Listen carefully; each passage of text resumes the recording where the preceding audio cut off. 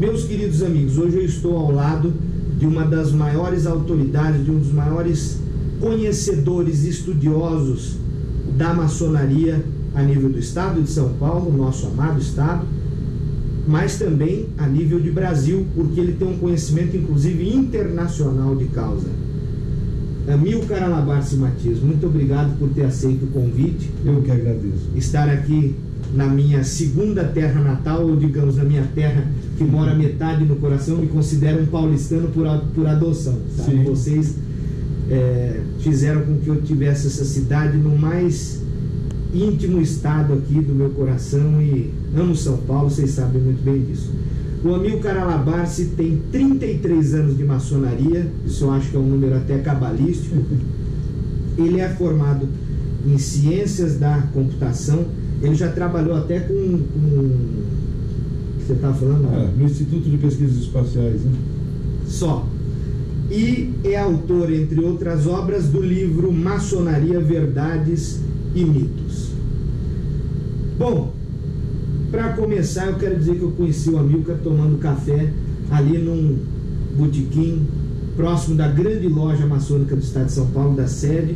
Me apresentei como Demolei na época. O nosso papo começou aquele dia, anos atrás, e veio redundar até hoje nessa entrevista, o que torna para mim este momento único e de muita emoção. Enfim, estou ansioso e estou emocionado por isso. Bom, vamos começar.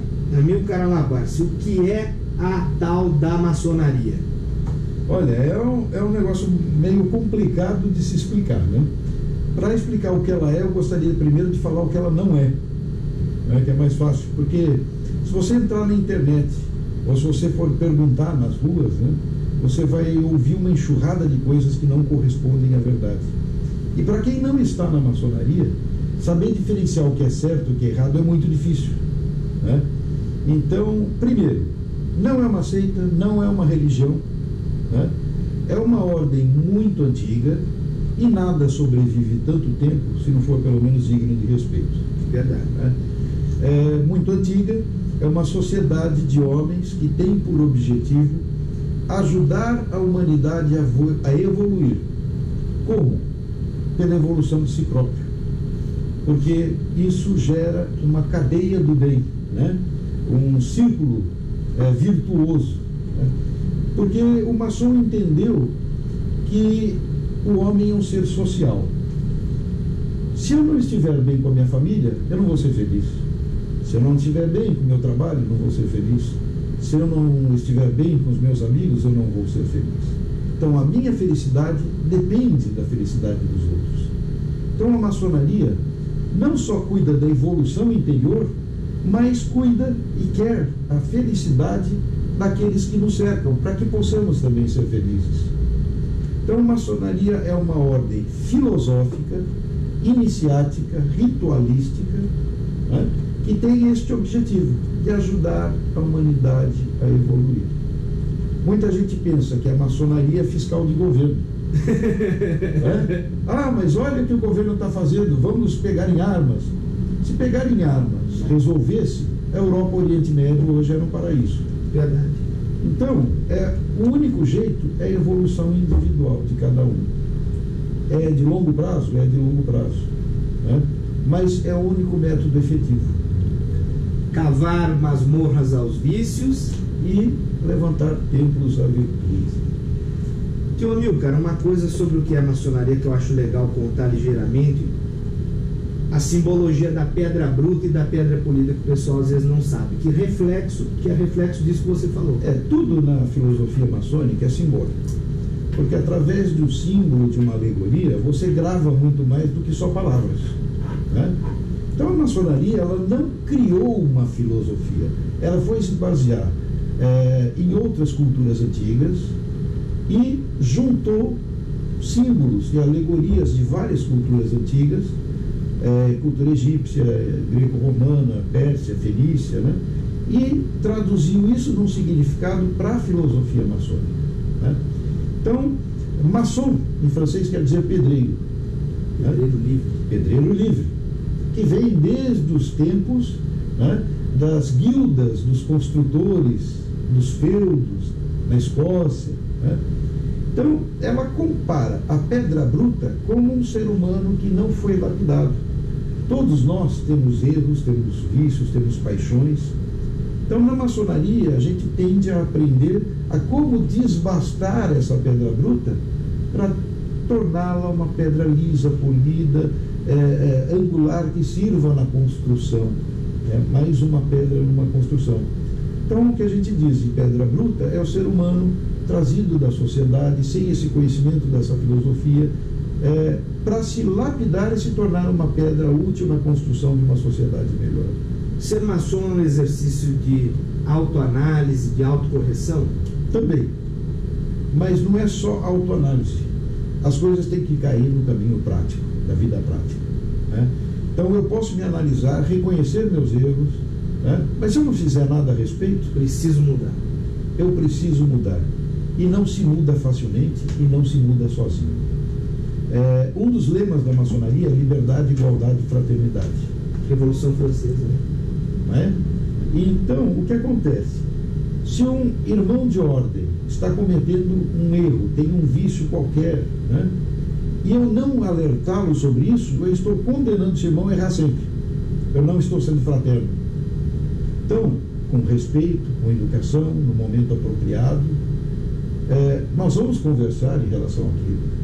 Se eu estou cometendo um erro e um aprendiz vier me chamar atenção, a gente vai conversar e realmente, se eu reconhecer, ele está me ajudando a me lapidar como uma pedra polida. Antes de tratar dos outros 33 graus, aquela coisa, existem 3 graus universais, não existem? Que a maçonaria ela é dividida em maçonaria simbólica e filosófica. A simbólica são 3 graus. Cada grau tem um nome. É o aprendiz, é o companheiro e é o mestre, né? Depois, de acordo com o seu rito, que existem vários ritos, no rito escocês antigo e aceito são, no total, 33 graus. Então, do 4 ao 33, eles são considerados a maçonaria filosófica. Por exemplo, no rito de ordem, são 13 graus. Então, do 4 ao 13, são os graus filosóficos, de acordo com o rito. Então, toda a filosofia maçônica é baseada numa sã moral. Não somos uma religião porque não temos um fato de fé, não temos um dogma de fé que diz, é assim porque eu digo que é assim. A maçonaria, ela ensina o ser humano a questionar. Porque sem você questionar, você não aprende. Sem você saber os porquês das coisas, você não aprende. Então questione a própria ordem, mas questione, isso é importante. Esse exercício de você aprender a questionar as coisas, com respeito, com educação, sem confrontar ninguém, né? Ele é muito útil. E religião é uma coisa de fé individual. Se respeitam todas as religiões. A maçonaria é, na face da terra, a única instituição que não tem fronteiras de raça, de credo, de cor, de religião, de bolso. Dentro de uma mesma loja você pode ter um muçulmano, um católico, um espírita, um umbandista, porque lá dentro não se discute religião, fé religiosa, não se discute. Assim como também a posição social. Você pode ter uma pessoa mais humilde, um trabalhador, um operário, e você pode ter um grande empresário, um grande banqueiro, dentro da mesma loja, que são iguais. Com certeza. Inclusive a nomenclatura grande arquiteto do universo, ela é para congregar a todas e não excluir ninguém, não é? Exatamente. Primeiro, se eu chamar um Deus criador de Jesus, ou de Buda, ou de Alá, eu estou tendenciando para uma linha religiosa. Então, em respeito a todas as religiões, nós chamamos o Criador, né, como grande arquiteto do universo. Tanto é que a maçonaria pode não ser uma religião, mas ela exige que seus membros tenham uma crença num ser criador e numa vida futura. Por quê? Porque a obra que a maçonaria se propõe a fazer não se constrói em uma vida.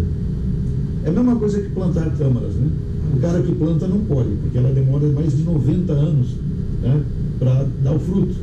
Nossa. Então também o que se faz na maçonaria Se você não acreditar numa vida futura, no ser criador, por que você vai investir seu tempo, né, em ajudar uma humanidade que daqui a gerações, né, vai colher esse fruto? Então, é por isso que se exige que você acredite num ser criador e numa vida futura. Não importa se você tem religião, se esse ser criador se chama de universo, desde que você acredite num ser criador e numa vida futura, vocês já é um dos passos para estar apto para entrar na maçonaria. Porque se você for um ateu, você vai viver essa vida aqui e já era. Então, para que você vai plantar alguma coisa para gerações futuras? Verdade. Qual o papel da maçonaria no mundo e, principalmente, depois disso, em um momento tão conturbado como o nosso, o papel da maçonaria em defesa da democracia, porque ela tem o seu papel também? Pois é, a maçonaria, inclusive na história da maçonaria, você vê que ela já foi muito perseguida. Então, Hitler, por exemplo, matava maçons em campo de concentração, do jeito que matava judeus, ciganos, a mesma coisa. Porque uma vez que você aprende dentro da maçonaria a questionar em que você vive em função da defesa dos ideais, da defesa da liberdade de expressão de pensamento e de consciência de cada um, né? Muitas vezes você não é aceito por regimes autoritários, né? Você vai questionar, muitas vezes você vai defender, não combina, né? Não bate, né? Então, a maçonaria, em certas épocas, ela foi muito perseguida. Por isso que houve épocas onde eram secretos, quais os membros, né, que eram maçons, eram secretos, porque senão eles morriam. Tinha que se esconder, senão morria. Tinha que se esconder, senão morria. Mas o importante é o seguinte: eu posso não concordar com o que você fala, mas eu vou defender a vida, né? Vou dar a minha vida para defender o seu direito de se expressar, de ter o seu pensamento, sua consciência. O maçom que é maçom, ele consegue apoiar alguma ditadura, seja de direita ou de esquerda? Não, na minha opinião não, é impossível. Mesmo porque se ele apoia isso, ele está dando um tiro no pé, que vai virar contra ele. Verdade. Vai virar contra ele. Papel da maçonaria no mundo e no Brasil. Olha, as sociedades como a maçonaria, elas têm que acompanhar o tempo. Então ela não pode perder sua tradição, seus símbolos, suas alegorias. Ela tem que manter a tradição porque é manter a história. E quem não conhece a própria história vai sofrer os mesmos erros do passado. Fadado a repetir. Certo? Então você tem que manter sua tradição, mas você não pode ser alijado do mundo. Você tem que acompanhar a evolução dos tempos. Então houve uma época onde existiam os grandes impérios, né? E não estou falando só de império econômico, estou falando de império mesmo, né? Como foi o Império Romano, como foi o Império Inglês mesmo, né? Onde tinham as colônias, né? Então houve uma época onde grandes maçons, né, fizeram os movimentos de libertação da humanidade, né? Então vou citar um exemplo: George Washington, Benjamin Franklin. Então, toda a independência americana, assim como a independência brasileira, né? Barão do Rio Branco, Marechal Deodoro, Dom Pedro I, tem aquele lado lá, né? Mas o que acontece? Então, era o momento da história e todo mundo fala... A abolição da escravatura teve um papel fundamental. Independência do Brasil, papel fundamental. Zé Bonifácio de Andrade e Silva. E era o grão-mestre da maçonaria na época, né? Teve um papel fundamental. Aquele momento era para isso, né? E você vai falar, a maçonaria fez isso? Não, a maçonaria não fez nada. Mas foram os maçons, pelos ensinamentos maçônicos, que fizeram isso, né? Compelidos daquele sentimento, daquela filosofia. Então, hoje, o momento é outro. Então, qual o papel da maçonaria no mundo hoje? Olha, o papel da maçonaria no mundo inteiro, já que é uma ordem mundial, e todos somos unidos porque todos temos o mesmo ideal: fazer a humanidade evoluir, ser feliz, né? Então, o papel da maçonaria no mundo hoje vai muito nesse sentido de construir uma sociedade melhor. Hoje, minha opinião só, não sou dono de verdade nenhuma, né? Mas eu acho que o mundo evoluiu muito materialmente, tecnologicamente, mas espiritualmente, moralmente, ele não acompanhou, então ficou um desequilíbrio. Verdade. E isso que não traz felicidade. Pode olhar na sua vida pessoal, né? Eu costumo dizer assim: O pai chega em casa, cansado, acabado. Aí o filho: pai, onde o senhor estava? Eu estava trabalhando, meu filho. O filho vai olhar e falar: meu Deus, trabalho é o inferno. Então, os valores, né? Os valores. Eu prefiro ter valores do que idealismo, né? Eu prefiro muitas vezes estar em paz do que ter razão, né? Mas a maneira de abordar, a maneira de gerar essa nova turma que está vindo, está muito desequilibrada. Então o objetivo é que a gente entenda que o ser humano ele é dual. Ele tem uma parte física, material, e uma parte não material, que uns chamam de espírito, outros de alma, como queira, né? E precisa equilibrar isso. O homem precisa ser mais fraterno, o homem precisa ver que o seu semelhante tem os mesmos desejos, as mesmas vontades, os mesmos sofrimentos que você muitas vezes não quer ter e rejeita. E precisa entender que se o outro não for feliz, eu também não vou ser feliz. Verdade. Então o papel da maçonaria no mundo, na minha opinião, hoje, passa por fazer renascer esses valores e não ideologias políticas, né? Os valores no aspecto, você diz assim, daqueles valores práticos que possam vir a equilibrar a sociedade, ética, moral, respeito, patriotismo. Educação, patriotismo. Bom, a Demolei faz um papel fundamental nisso, né? Então você ter valores como o respeito, a crença, a opinião de cada um, valores como a família, né? E aquela liberdade, né, que todos nós temos que ter, desde que com responsabilidade. A maçonaria, ela é de direita, de esquerda, ou em favor da liberdade do povo do país? Em favor da liberdade. Que isso fique muito claro. Fique muito claro pelo seguinte: todo regime autoritário, ele priva o ser humano de sua liberdade. Então não dá para dizer que a maçonaria vai apoiar isso, porque o princípio dela é justamente o contrário. Liberdade, igualdade e fraternidade. Né? Não dá para dizer isso. Agora, não discutimos dentro de uma loja maçônica, por exemplo, uma política partidária. Discutimos política? Sim. Somos seres políticos? Muito. Porque aquele que não é político, ele está fadado a ser governado por quem é, seja ele quem for. Então, discutimos política, sim, mas não partidária. Discutimos política no sentido de que a maçonaria luta para preservar o direito de expressão, de pensamento e de consciência de cada um. E da democracia. Da democracia, porque, embora, na minha opinião também, isso é eu mesmo, né? Eu acho que não existe nenhum regime de governo perfeito, né? Todos são ruins, mas o menos ruim é a democracia. Churchill. Né? Então, é importante que se diga isso. Primeiro, a maçonaria não é uma sociedade de ajuda mútua. Se alguém está pensando que vai entrar lá e vai ter algum benefício, ou financeiro, ou de indicação de emprego, coisa desse tipo, esqueça, você está errado, não entre, né? Se você vai pensar que você vai ficar rico, não entre. Eu, em 33 anos, nunca tirei um tostão da maçonaria, eu só paguei. Porque a maçonaria, ela não vende nada, ela não cria nada, ela não tem uma renda. Quem que tem que manter a maçonaria? O maçom. O maçom. Você não paga um aluguel de um tempo, você não paga as despesas de luz, de água. Como que é feito isso? Esse dinheiro é rachado entre os membros da loja. A maçonaria, então, é só para o rico? Imagina, o que é isso? Isso é um absurdo. Eu já escutei muito isso. Entra que você vai ficar rico. Né? Ou, olha, lá só tem ricaço. Se você não é rico, você não pode entrar. Eu tenho 33 anos de maçonaria e sou pobre. E sou pobre. Deve ter ficado mais pobre um pouco. Um pouco mais, porque eu já gastei muito. Para cada grau, para cada livro que você compra, para cada ritual que você recebe, cada paramento que você usa, quem paga é você, né? Ah, mas é um custo elevadíssimo que só rico pode custear? Não.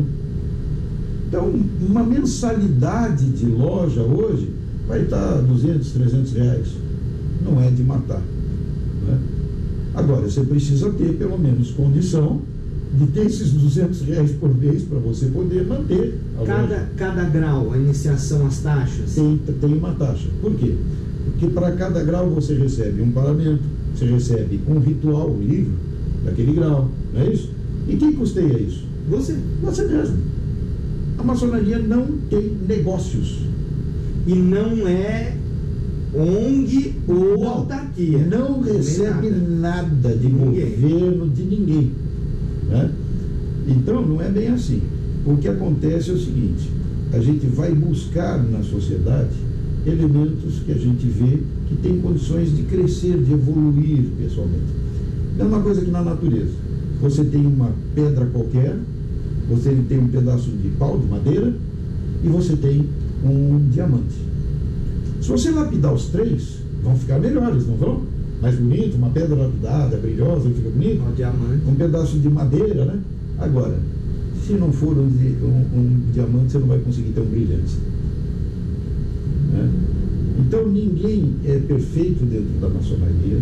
Somos homens que têm erros e defeitos, que erram, que têm vaidades e orgulhos, como em qualquer parte da sociedade. Você tem um mau médico, um bom advogado, você tem um bom maçom, um mau maçom. Mas estamos procurando a verdade, estamos em busca de nos aperfeiçoar. E se de repente um erro, tudo bem, todos nós erramos. Agora, se é mau caráter, a gente põe para fora. Bom, outra coisa. Duas curiosidades. Então a maçonaria definitivamente não é religião. Não é nem seita nem religião. Nem seita nem religião. Faz pacto com o demônio? Ixi. Bebe o sangue do bode? Olha, eu já escutei isso muitas vezes também, né? Só pelo fato de não ser religião, né? Já está aí, claro, característicos que não tem nada disso. E isso é um negócio cultural, infelizmente, porque assim, vamos supor, tem uma pessoa que tem um objetivo escuso para querer entrar na maçonaria e ela não consegue entrar. Você acha que ela vai falar bem da maçonaria? De jeito maneiro. E ela vai querer dizer que sabe, porque o ser humano tem uma tendência a falar que sabe coisas que não sabe, né? Então você está numa discussão, você dá a sua opinião, você nunca pensou nela antes, você não coletou dados, já sai falando, e daí você bate o pé, afirma que é isso que é o certo. É ignorância mesmo. Como a gente define ignorância? Foi bom você ter falado isso. Aquele que ignora. Ignorância é a mãe de todos os vícios. E seu princípio é nada saber, saber mal aquilo que sabe e saber outras coisas que não necessita saber. E através da ignorância é que são puxados todos os outros vícios. Então não estou falando da ignorância em sentido ofensivo, falando de ignorância no sentido que diz, eu ignoro tal coisa, não conheço tal coisa. Isso é uma virtude que a gente estuda na maçonaria, que faz parte de dizer, eu quero aprender. Eu posso ignorar uma coisa hoje, mas eu não vou ignorar para sempre, né? Quem diz se eu posso ou não posso fazer alguma coisa, sou eu mesmo, né? Hoje eu posso não estar apto, mas eu posso me preparar. E tem mais, aquele que diz eu posso ou eu não posso, de qualquer jeito ele está certo. Olha só. Porque quem traça seus limites é você. Verdade. Então, se eu encasquetar que eu não posso fazer uma coisa que eu não sou capaz, eu não vou procurar nunca fazer e nunca vou fazer. Então, mas falar as coisas da maçonaria sem estar ou sem procurar entender é furada, né? Tem gente que fala que tem um demônio chamado Bafomé, que a maçonaria adora o Bafomé, essas coisas, né? Olha, gente, eu já encontrei pessoas que eu falei, não é isso. Ele falou, não, é porque você não chegou lá em cima ainda. Eu falei, não chegou lá em cima. Grau 33, eu sou grau 33 do escocês antigo Gacete, sou 13 do York, já há 20 anos que eu trabalho fazendo parte de cargos da administração da grande loja. Fundador de lojas, né? Então, já fui grande secretário de cultura junto da GLESP, já fui delegado da GLESP, já fui secretário de ação social da GLESP. Ou seja, GLESP é a grande loja maçônica do estado de São Paulo, pessoal, uma das grandes potências do Brasil. Então, eu falo, não é assim. Outra, já fiz parte de lojas no exterior. Eu morei nos Estados Unidos, fiz parte de 4 lojas lá, né? Espera que já nós vamos tratar disso. Tá certo. Antes eu quero então, não tem nada a ver tratar de uma outra coisa com você. Com demônio, com Bafomé, nada disso existe. Nova Ordem Mundial, Illuminati. Nossa, isso é outro mito, né? No meu livro eu falo muito disso, né? Nova Ordem Mundial, aquele complô, né, para dominar o mundo. Não, a maçonaria não quer dominar mundo nenhum. O maçom não é um conspirador, então. Não é um conspirador. Porque isso tudo induz a conspiração. O verdadeiro maçom é aquele que está preocupado em evoluir interiormente, se tornar uma pessoa melhor, e não por pregação, mas por exemplos, ajudar a humanidade a crescer. É o cara que está preocupado com isso. É o verdadeiro maçom. E com a sociedade. E, lógico, se você dá o exemplo e você afeta a sociedade. Né? Bom, agora entrando por esta outra seara que ele estava quase queimando a largada. Antes de mais nada, quantos livros publicados, a história de cada livro, e depois eu quero saber a tua história pelo mundo. Enfim. Tá certo. Bom, eu morei um período nos Estados Unidos e fiz parte de 4 lojas maçônicas lá. Nossa. Uma dessas lojas era uma loja de pesquisas, né? E dentro desses membros dessa loja, tinha muita gente, inclusive eu, que viajava muito pelo mundo a serviço. Então nós juntamos 15 irmãos e falamos, vamos fazer uma pesquisa sobre a origem e a história da maçonaria, origem e história do rito escocês antigo aceito e os graus da maçonaria simbólica, com seus símbolos e alegorias, como surgiram, o que significam, tudo isso. Então nós passamos cerca de 2 anos, cada um de nós, em pelo menos 4 países cada um, fazendo esse trabalho de pesquisas. Dentro desse grupo tinham historiadores, tinham arqueólogos, fizemos alguma coisa com metodologia de trabalho, um trabalho sério. Isso gerou mais ou menos um trabalho de 3.000 páginas. A maçonaria não nasceu como ela é hoje, no formato que ela é hoje. Ela veio evoluindo durante séculos. Ela tornou-se especulativa, né? Ela começou com o maçom operativo, que eram das guildas dos construtores nos tempos que tinham os feudos, né?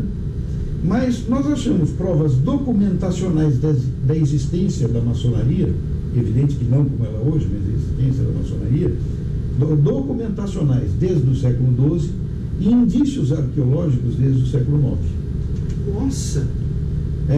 Vou dar um exemplo. Eu estive na Alemanha visitando a Catedral de Colônia.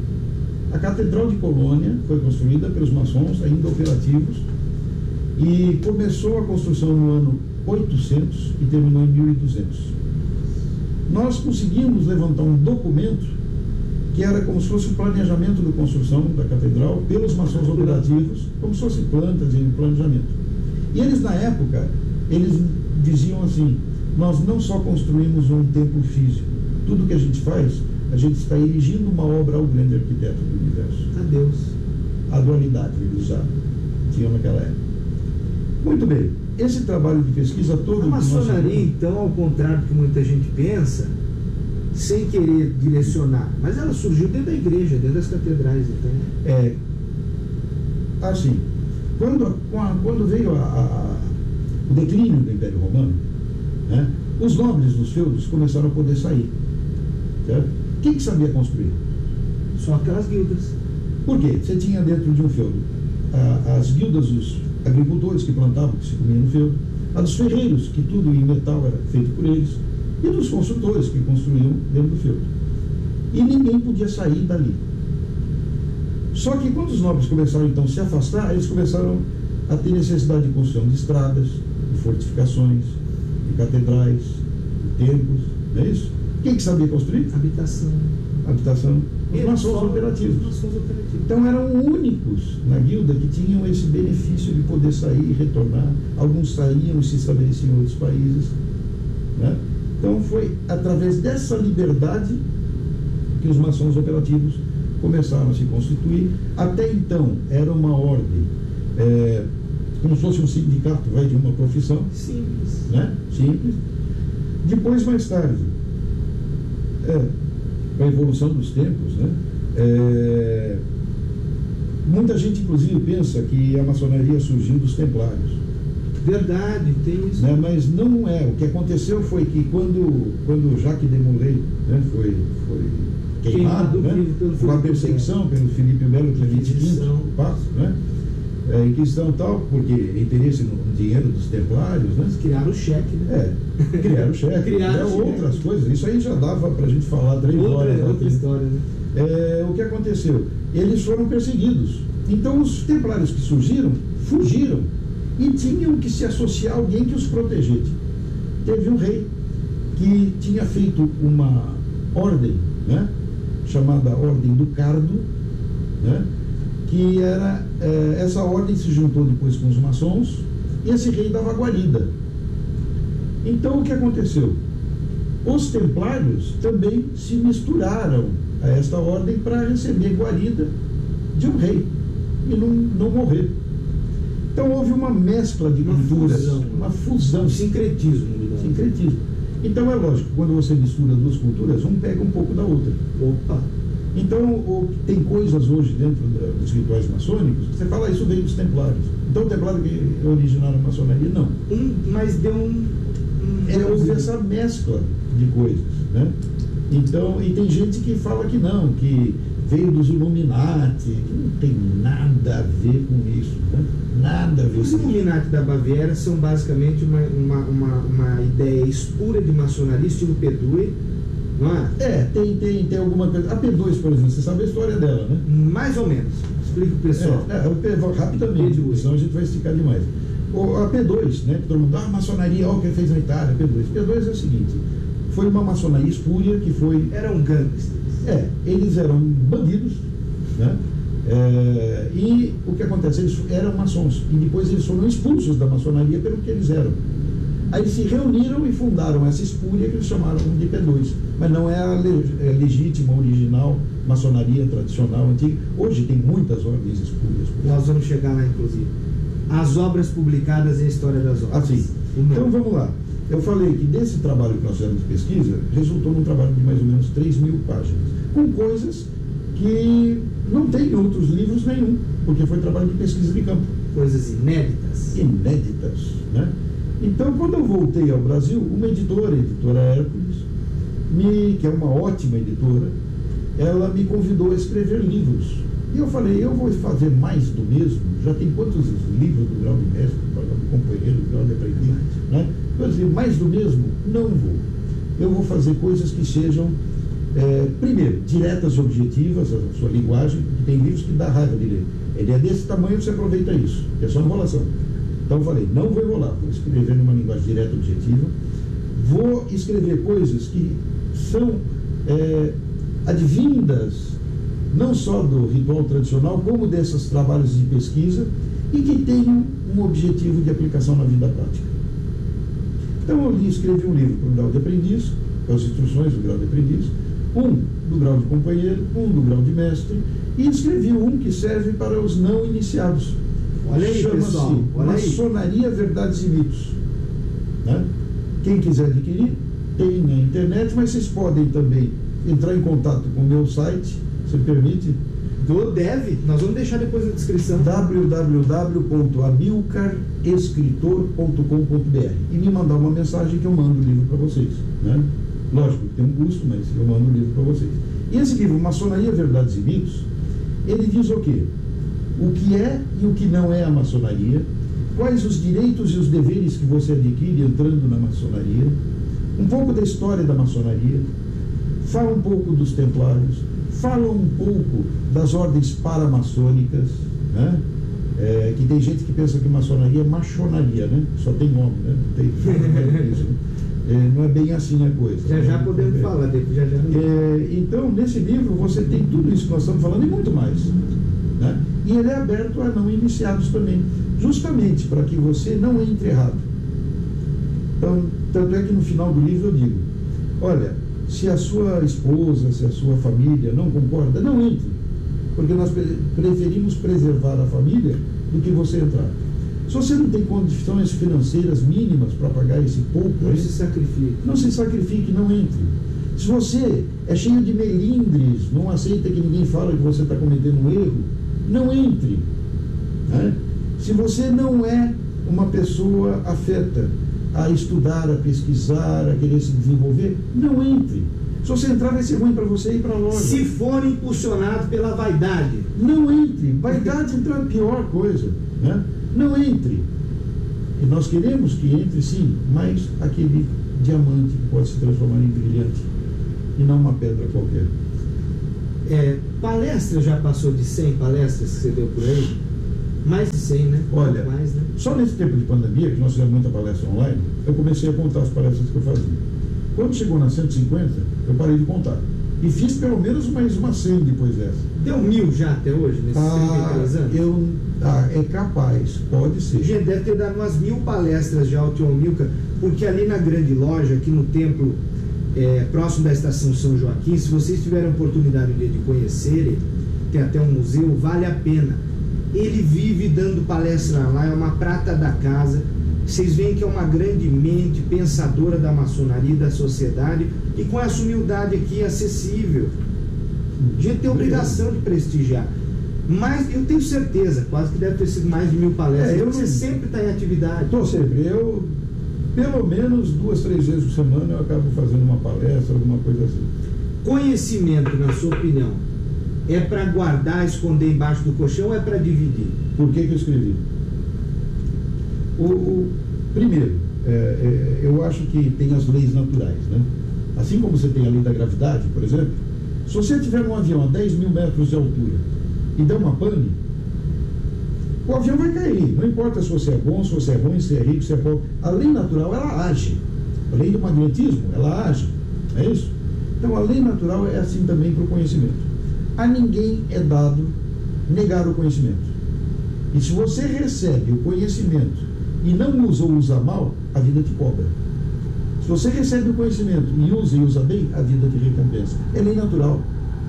Não é especulação, não. É lei natural. Ação e reação. Né? E a lei não vai, ela é impessoal, ela não vai perguntar quem você é para saber como ela reage. Ela só vai agir. Ela vai agir. Então o conhecimento é também uma lei natural. Né? E então pode ver que tem muita gente que tem problemas cíclicos. Né? Se enfrenta um problema e não o vence ou não o vence bem, a vida vai dar uma volta e vai apresentar esse mesmo problema mais forte. É cíclico. Olha aqui, cuida disso, trata disso. A hora que você vencer esse problema, ele não é mais um problema, você já tem capacidade de resolvê-lo. Então vai vir outro desafio para você. Né? Então o conhecimento é assim também. Agora, se alguém chega para mim e fala, o teu conhecimento não está correto, está com falta de informação, vamos corrigir o rumo. Né? Você tem que reconhecer que nenhum de nós sabe tudo de tudo ou tudo de um pouco, nada. Né? Então vamos corrigir o rumo.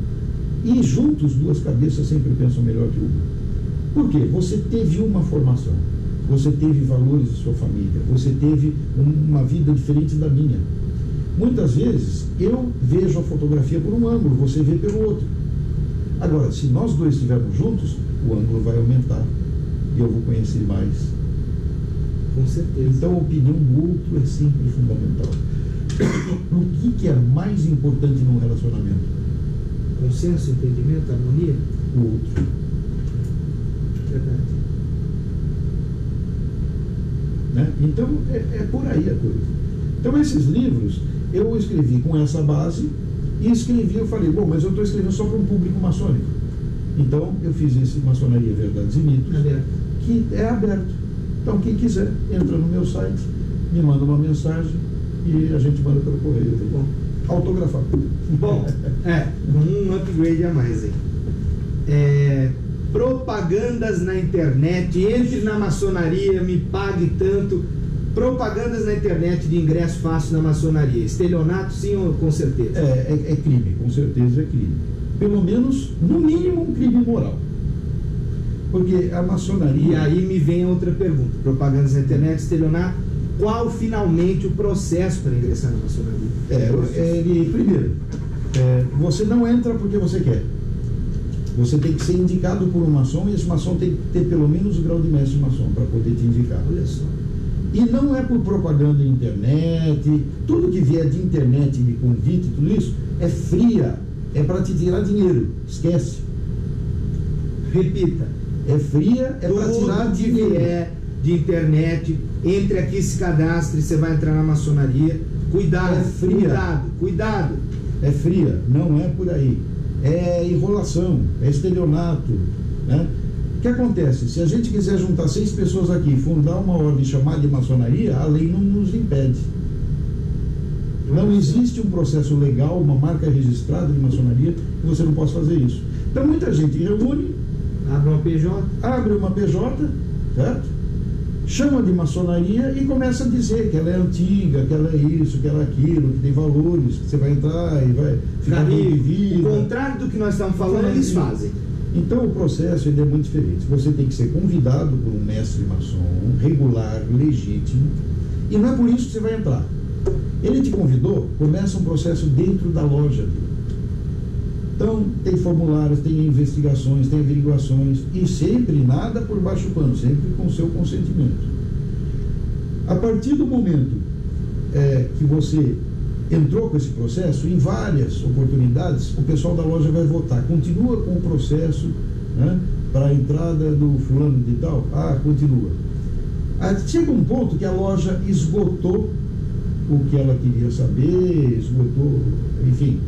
Você tem que ter nome limpo, você não pode ter processo crime, processo civil, protesto, você não pode sofrer de doenças infecto-contagiosas para evitar nas reuniões você, né, espalhar alguma coisa.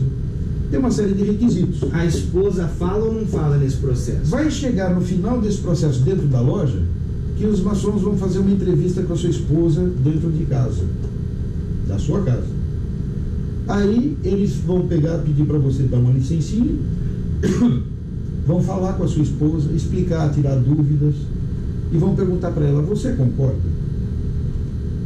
Se ela falar não, ou se eles desconfiarem que ela não quer, você não entra e nem fica sabendo que foi porque sua esposa não quis. Aconteceu isso comigo, com o tio da minha mulher. A esposa dele ficou meio assim, eles notaram, não entra. Porque a gente prefere que você não entre do que gerar um problema na sua família. Tá certo. Né? E se vocês soubessem como a mulher é tratada dentro da maçonaria, é impressionante. O carinho e o cuidado que os irmãos têm com as esposas e com as sobrinhas, com os sobrinhos, né? Que a gente se trata de irmão, então as mulheres são cunhadas, os filhos, sobrinhos, sobrinhas, né? Então, e daí esse processo vai para a grande loja.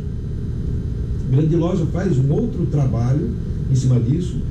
Na hora que ela acha que está tudo bem, ela publica seu nome num boletim, seu nome passa por todas as lojas, para se alguém tiver alguma coisa contra se manifestar, para eles analisarem, né? E finalmente a grande loja então dá o aval para você poder ser iniciado. Esse processo leva de 6, 8 meses até 2 anos. Quais as potências hoje ativas no Brasil reconhecidas? No Brasil nós temos 3 potências legais, legítimas e reconhecidas com reconhecimento internacional, que funciona como um país, né? Tem que ter os reconhecimentos internacionais. Nós temos o Grande Oriente do Brasil, que ele é federativo. Então você tem o Poder Central em Brasília e cada estado tem seu Grande Oriente. Grande Oriente do estado de São Paulo, Grande Oriente do Rio de Janeiro, assim por diante. Ele é o único desses 3 potências maçônicas que é federativo. E depois existe as grandes lojas que se reúnem na CMSB, né?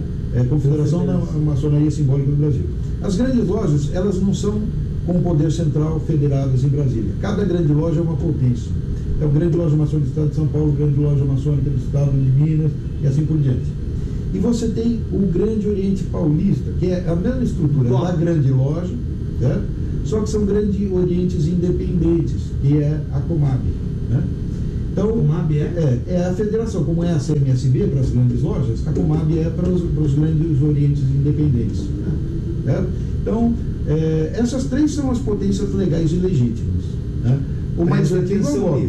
Preste atenção nisso. O mais antigo é o GOB, que foi quem iniciou a maçonaria no Brasil. Depois veio a GLESP, depois veio os Grandes Orientes Independentes, né? Mas hoje o Brasil, em número de maçons no mundo, né, é o 2º lugar. Passou agora a Inglaterra. Que a Inglaterra é, vamos dizer assim, a mais tradicional, a mais antiga, tal, né? Churchill, por exemplo, né? Que em 1717 se formou a grande loja da Inglaterra, né?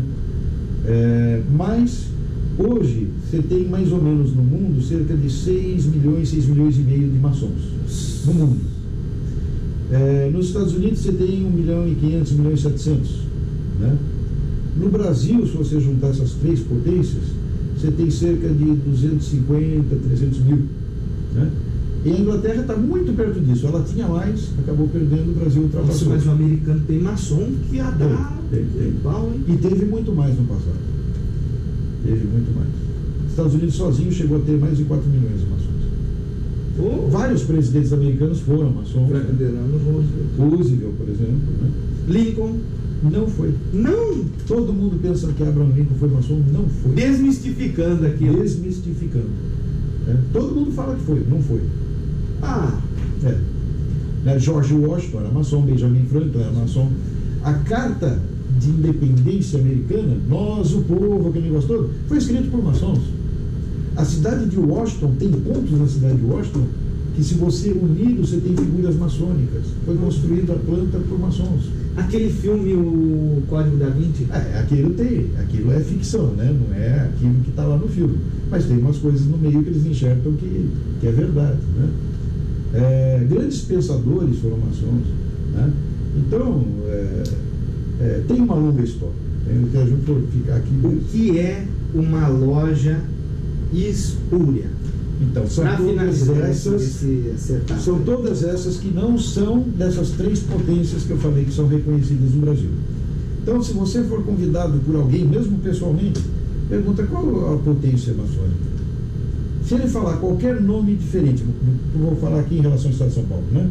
GLESP, Grande Oriente Paulista, ou Grande Oriente do Brasil, São Paulo, qualquer nome diferente disso é uma loja que não é legal e legítima, não faz parte, não tem reconhecimento. Nós poderíamos dizer, ou seja, espúrias, é o nome que... Estelionato também. Sim. Depois o cara vai pagar um preço caro. Fala pro pessoal, o pessoal vai pagar um preço caro. Olha, eu conheço gente que fez parte de maçonaria feminina, de maçonaria, enfim, mista, espúria, né? E que depois quis visitar a nossa loja. Não é reconhecido, você não pode. Quis visitar uma loja no exterior, não é reconhecido, você não pode. Vai ser barrado. E pagou muito dinheiro. Quando você entra, você paga uma taxa. Porque tem todo um processo que a gente faz. Essa taxa, você tem uma taxa pequenininha da grande loja e você tem a taxa da loja. E cada loja estabelece seu preço. Vai de meio salário mínimo, tem lojas que cobram 5 salários mínimos, não importa, né? Mas você tem uma taxa para iniciar. E depois você tem a mensalidade da loja todo mês. Tem algumas dessas espúrias que te cobram para fazer uma entrevista. Outro dia um cara me ligou, olha, eu fui convidado para entrar na maçonaria. Eu falei, qual? Aquela, assim. Eu falei, cara, é fria. Que para fazer uma entrevista comigo, o cara está me cobrando R$380. Depois, para passar para uma segunda entrevista, eu tenho que comprar um livro, um anel, não sei o que lá tal, é mais R$2.000. Depois, lá na frente, tem a taxa de inscrição. Eu falei, estelionato pesado. Não, mas o grão-mestre deles me ligou. Eu falei, é estelionato, porque nenhum grão-mestre vai se preocupar com você. O processo começa na loja, né? Não, e outro grão-mestre tem tanta coisa para fazer. Você acha que ele vai ligar para... Na grande loja maçônica do Estado de São Paulo, somos em 23 mil irmãos. Você já imaginou quantos candidatos você tem por mês? Se o grão-mestre vai ligar para cada um? Não tem horas no dia nem no mês. Então, cuidado, gente. Cuidado, porque é para enrolar. Para enrolar e alguém... Ou tirar dinheiro. E alguém aproveitar esse dinheiro. Maçonaria secreta ou discreta? Já foi secreta, pelos motivos que eu falei anteriormente. Hoje ela é discreta. Se ela fosse secreta, não tinha CNPJ. Você passa na rua, você vê grande loja maçônica de São Paulo, loja tal, no símbolo. Você acha que isso é secreto? Né? A turma fala, mas eu não posso entrar e assistir uma sessão? Não. Você não foi iniciado. É a mesma coisa. Você vai entrar numa faculdade de medicina no 3º ano e assistir uma aula? Não vai entender nada. E se você entender um pouquinho, você vai distorcer o significado. Você não tem a base anterior. Agora, a maçonaria faz sessões, que a gente chama de brancas, né? Que são sessões para o público em geral. Então, eventos culturais, né? Festas, orquestras, enfim. Então, não é que você não pode entrar, você não pode entrar. Palestras. Eu já fiz quantas palestras públicas, né? Muitas. Então, não é que você não pode entrar porque é secreto. Não. A maçonaria ela só não faz propaganda. Então, por exemplo, isso agora me passou na cabeça, é importante ressaltar. Muita gente pensa que a maçonaria é uma ordem filantrópica. Ela não é exatamente uma ordem filantrópica, não é o primeiro preceito. Incidentalmente, então. Ela tem algumas potências maçônicas que tem até que ela é filantrópica na Constituição, tem outras que não, mas o primeiro objetivo é a filosofia. A maçonaria ela incentiva que se faça filantropia em todos os aspectos, com uma condição: que as pessoas ou instituições forem ajudadas, de preferência que não saibam que foi a maçonaria. O que a mão esquerda faz, a mão direita não deve saber. Por quê? Porque senão eu estou me autopromovendo e não fazendo a benemerência. Lá, ninguém está lá para se autopromover. Nós queremos a benemerência pela benemerência. E isso é um exercício difícil, que vai contra a nossa vaidade, nosso íntimo. Opa! E olha, é um exercício de cidadania violento. Verdade. Porque você tem uma hora para falar. Aí você levanta e fala alguma coisa. Aí um outro irmão levanta e fala um negócio completamente diferente, contesta, você quer responder. Não, você vai com o sapo na garganta para casa. Na outra sessão você vai falar. Por quê? Porque senão vira discussão, debate sem você refletir. Quando você vai para casa com o sapo na garganta, aí você reflete, você pensa, aí você vai balizado na outra sessão para continuar a discussão. Isso não é um exercício fácil. É um exercício de cidadania e de respeito à opinião do outro, que não é fácil. De democracia também. E de democracia. Bom, qual a sua experiência com a maçonaria no Brasil e no mundo? Olha, quando eu mudei para os Estados Unidos, vou dar esse exemplo, né? Todo mundo falava: o americano é frio, você não vai conseguir fazer amigos, né? Você sabe que eu tenho 3 filhos, os 3 foram laudos, demolês, hoje 2 já são maçons, né? Minha família e eu não ficamos sozinhos sequer um dia. O apoio que nós recebemos dos irmãos é uma coisa incrível. Por você ter a mesma iniciação, por você ter os mesmos objetivos em qualquer lugar do mundo que você vá, sendo regular, legítimo, você é recebido de braços abertos, né? Então eu já visitei loja no Japão, já visitei loja em um monte de países. Cita alguns, só para o pessoal ter de... Alemanha, Estados Unidos, enfim, América do Sul, né? Argentina, né? Tem um monte.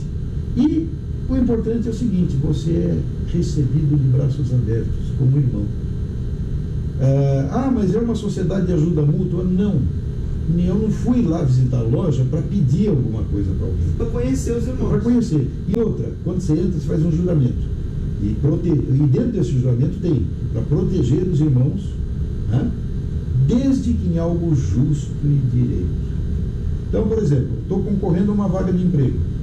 Tem eu que sou maçom, você que não é. Só que você é mais bem preparado. E quem é o dono da firma é maçom também. Então ele vai me contratar porque eu sou irmão? Não, ele vai contratar mais qualificado. Se tiver em condições de empate, sim, né? Ou seja, se um irmão de maçonaria me pede alguma coisa que não é legal, que não é legítimo, alguma coisa errada, teu dever é dizer que não. Meu dever é dizer que não e falar mais. Falar: você não pode fazer isso, é errado. Porque senão estou comungando com erro. Eu não posso fazer isso. Verdade. E as paramaçônicas agora, finalmente, que é outra paixão sua? Muita gente fala: por que mulher não entra? Não é que mulher não entra. O que acontece é o seguinte: imagina século XVII, século XVIII, como uma mulher era considerada? Coisa, produto, objeto. Nem votar, não podia estudar, não podia fazer nada. Nessa época, um cara chamado Albert Gallatin McKee desenvolveu os 25 landmarks da maçonaria. Landmarks são as leis básicas primordiais. E o 24º? O 18º diz que a mulher não poderia entrar.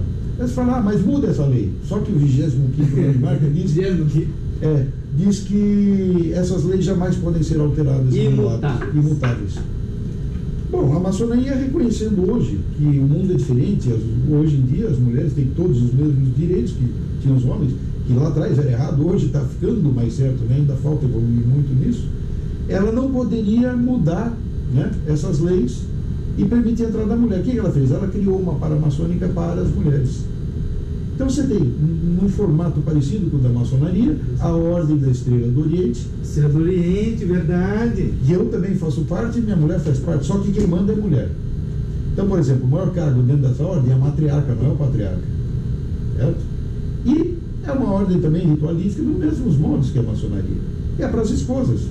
A Estrela do Oriente para as esposas? Para esposas, para filhas, para sobrinhas, para netas, para... enfim. Né? E o homem pode entrar também, porque ele que vai ser o elo junto à grande loja. Né? Mas quem manda são as mulheres. Né?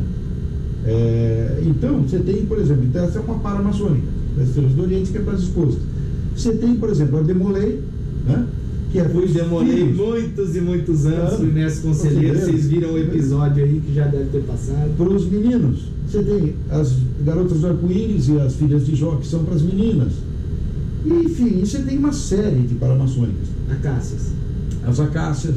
Né? Você tem, por exemplo, Bodes do Asfalto hoje, Clube Bodes do Asfalto, é uma paramaçônica. Hoje, Escoteiros é uma paramaçônica, apoiada pela maçônica. O Baden-Powell era maçom, não era? Era maçom.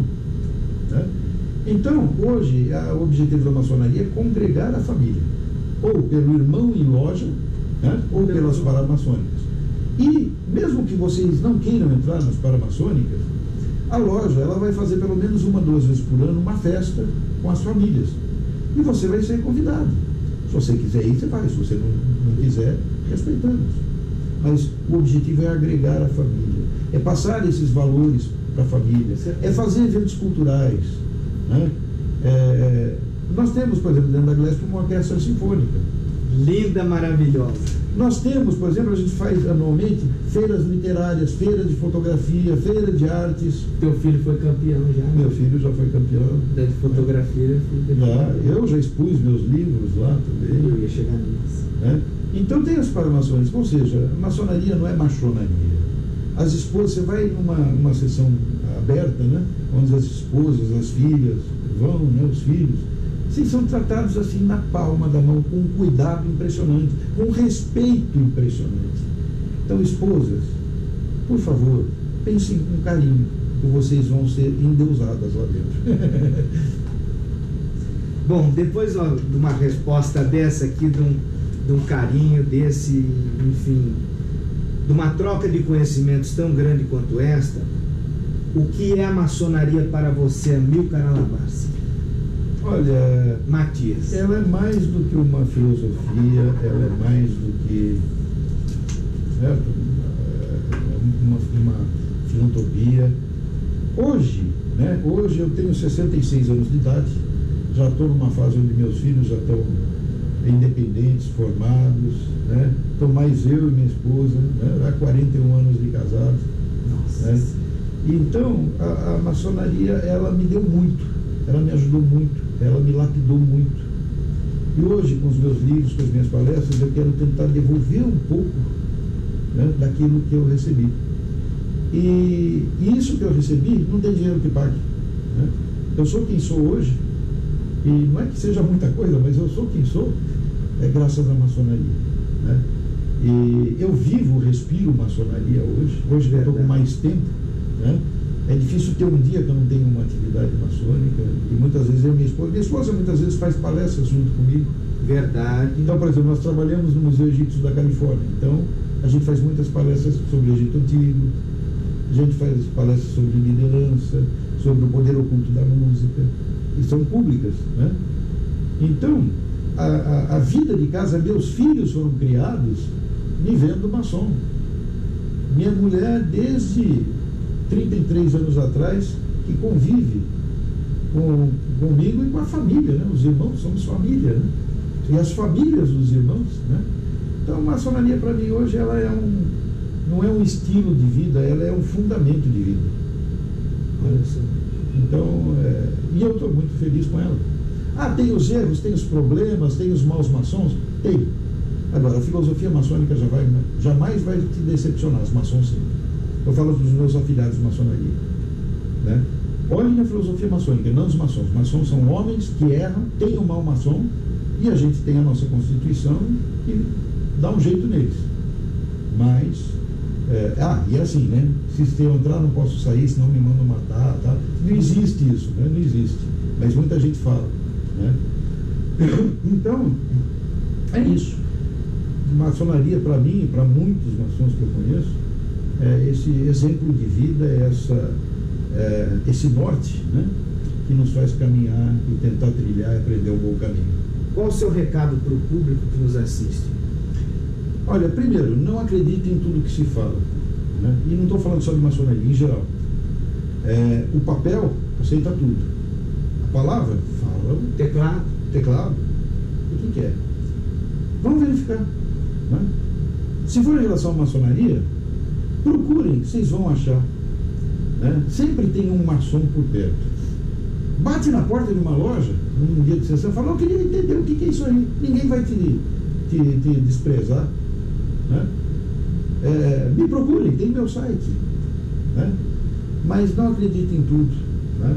E não esqueçam que maçonaria é um negócio muito antigo. Nada sobrevive tanto tempo se não for alguma coisa séria. As igrejas odeiam maçonaria. De uma maneira geral, as igrejas odeiam maçonaria. Mas que ela é questionadora. Ela é questionadora, e no passado já teve muita igreja. Churrasquinho de maçom. Já teve muito assim, por exemplo, a maçonaria foi contra a Inquisição.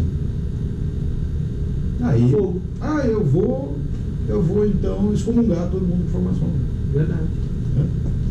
Então, eu não estou falando mal de uma religião, eu não quero falar mal de nada. Nós estamos falando de história com H. Falando de uma história e dizer o seguinte, nem tudo que vocês ouvem é verdade. Né? Então, procure a verdade. E mesmo que não seja para entrar na maçonaria, para nada disso, não estamos atrás de quantidade de membros, queremos qualidade. Né? Mas em tudo na vida, procure estudar sempre, se aprimorar, se aperfeiçoar interiormente, equilibrar o tecnológico, o material com o espiritual. Procure entender que os seus valores, os seus anseios são o mesmo do outro que está ao seu lado, seja a sua família, seja seu amigo. Se ponha na pele do outro, né? Tenha empatia. Tenha empatia. É a melhor receita para ser feliz. Acho que eu podia falar. Bom, Amilcar Labarce, muito obrigado pelo privilégio de tê-lo aqui.